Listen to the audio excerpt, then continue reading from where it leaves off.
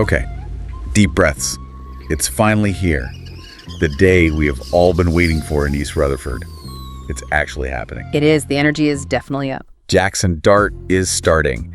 And look, we've got the inside track here, our own notes, the scouting reports, basically the whole game plan laid out. We got to dive into this right now. We absolutely do. And while that excitement is real, we need to immediately frame just how tough this assignment is. Oh, for sure. This is a baptism by fire, really, his first start against the Chargers. I mean, they are complete, physical, really well-coached, an elite opponent. No doubt. So the mission here, looking at these notes, it's not just about getting a win, which would be amazing, obviously. No. It's bigger. The organization's looking for proof of concept. Proof of concept. That's exactly it. And that's what we're digging into with these notes.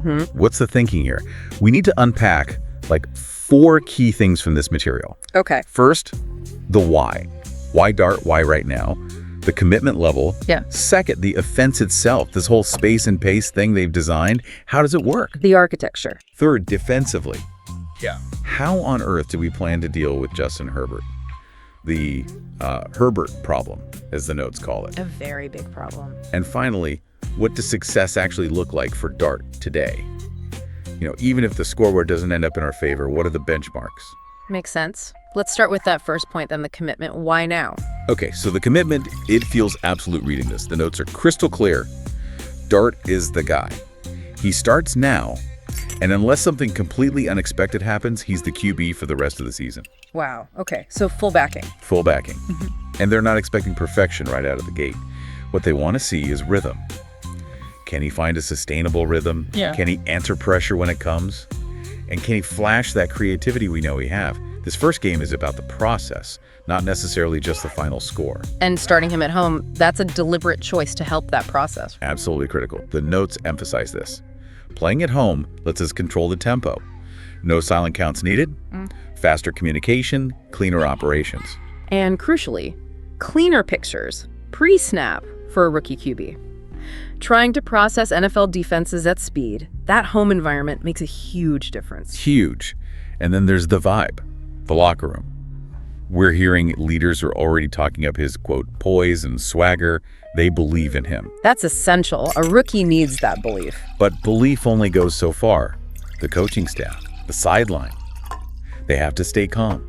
The notes specifically warn about this. If there's early turbulence, they need to stay steady. No panic. Give the kid clarity. That controlled environment is key, which leads us perfectly into the offense itself, this space and pace philosophy. This is maybe the most fascinating part of the documents. Yeah, this is the exciting part for me. Spread to simplify. We hear that phrase, but how do these specific plays and formations actually, make it easier for Dart in his first ever NFL start? Okay, so it starts with the formations themselves. You're going to see a lot of empty sets, 3x1, 2x2 looks. Spreading them out. Exactly. Widen the defense. What that does is it helps define the reads for him. Makes it clearer who option 1 and option 2 are in the progression, trying to take out some of the guesswork. And the pace, the tempo, that's part of simplifying too, right? By stressing the defense? Precisely. They'll start with a script, probably 10, 12 plays, get him comfortable. But then watch for these tempo toggles. Tempo toggles. Yeah, like flashing a hurry up after a first down or after a decent game. The idea is to catch the Chargers defense, which is big and physical, stuck in the wrong personnel package. You dictate the terms. Love that. Keep them off balance. And for rhythm plays. Lots of quick answers built in. RPOs, run pass options are going to be huge. Yeah. And the glance game, quick throws off that. Essential to stay on schedule, especially if the Chargers try to load the box against the run. Keep the chains moving. Okay, but what about the inevitable pressure, especially up the middle? That's the nightmare scenario for a rookie QB debut, isn't it? It is, and the notes call it out directly. Interior pressure, free runners. They label it rookie kryptonite. Huh. Okay, so how do they fight the kryptonite? The plan is clear. Move the launch point constantly. You'll see design rollouts, key boot action, spin outs, even just resetting the pocket slightly. Anything to change the spot where he throws from, make it harder for those interior rushers. Protect those A-gaps at all costs. Got to keep them clean inside. Makes sense. And how do we keep the defense honest so they can't just sit on the short stuff? How do we go deep? With shot tags off-run looks. These are designed deep shots, seam routes, deep crossers, but they look exactly like an inside zone run before the snap. Ah, okay. eye candy. Pretty much. It forces the safeties into a bind. Do they commit to stopping the run, or do they bail out to respect the deep ball? Makes them hesitate. And Dart's legs are a factor too. He's got the green light on third and manageable. He can take off. Yep, but the coaching point is strict. Slide, get down, protect the ball, protect yourself. No hero ball, just move the chains. Okay, good. Smart. Now, before we shift to the defense, let's zero in on the very start. The first few plays. The notes are super specific here, right? Incredibly specific.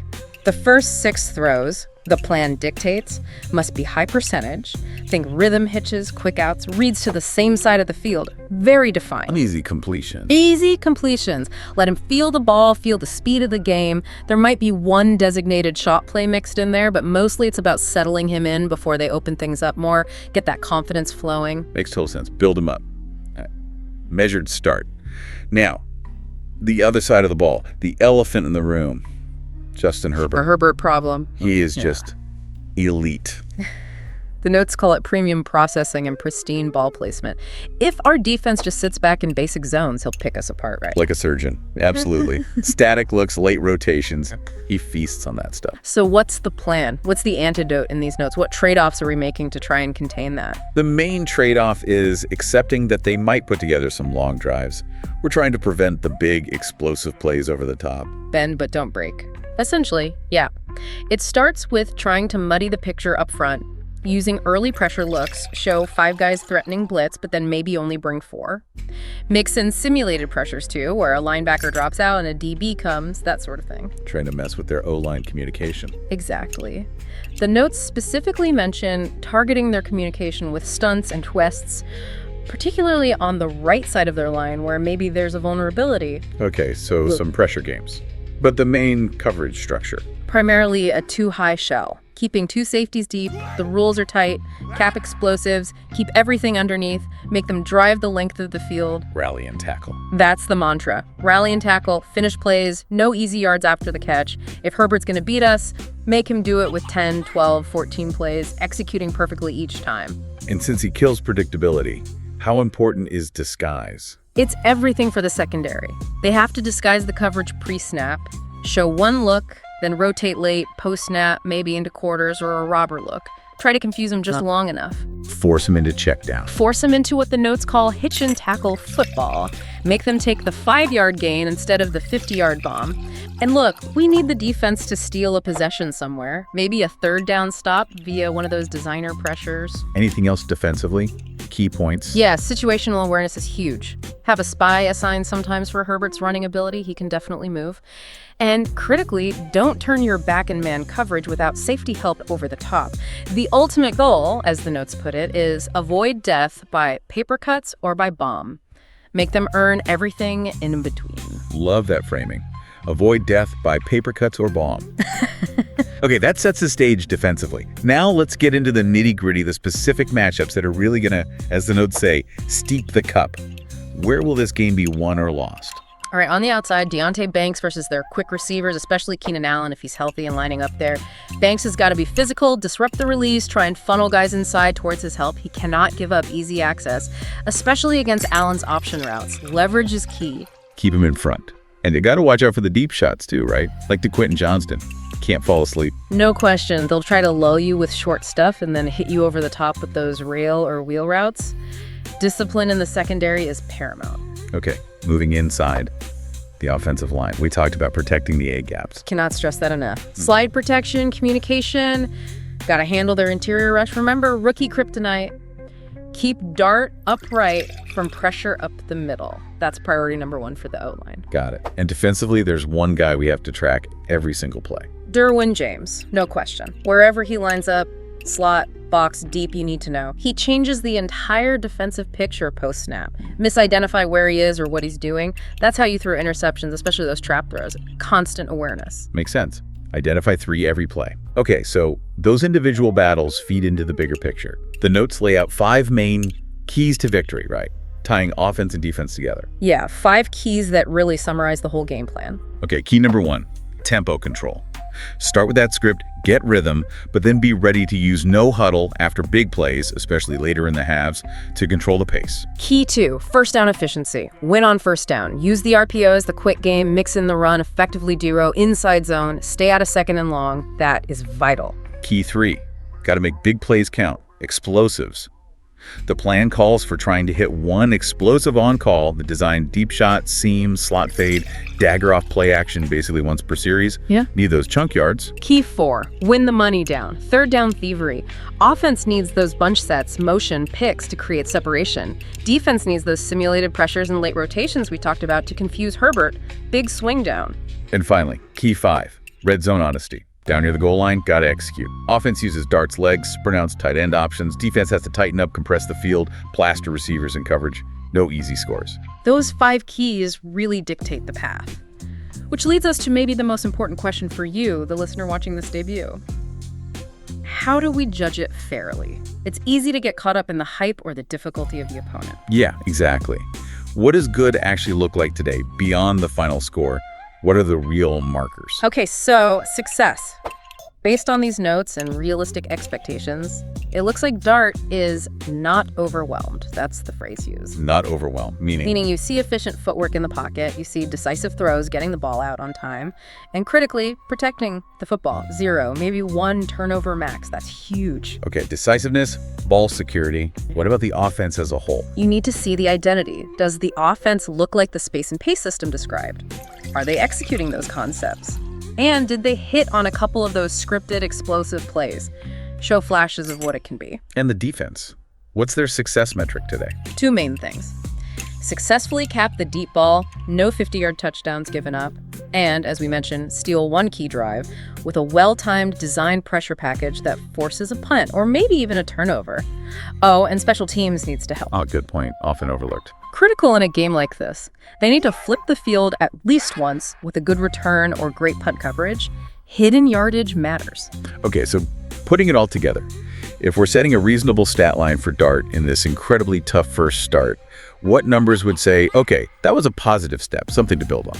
I think if he's somewhere around, say, 18 completions on 31 attempts, for maybe 185 to 215 yards, gets 1 touchdown pass, and crucially keeps the turnovers at 0 or 1. Plus, maybe adds 20, 30 yards scrambling when things break down. Okay. If he hits those kinds of numbers, showing the poise and processing we talked about against this defense, that's a solid debut. Our internal confidence meter, just for sustainable growth shown in this specific game, is probably like a 3 out of 5. Tough test. A 3 out of 5. I appreciate that realistic take. It is a monster challenge.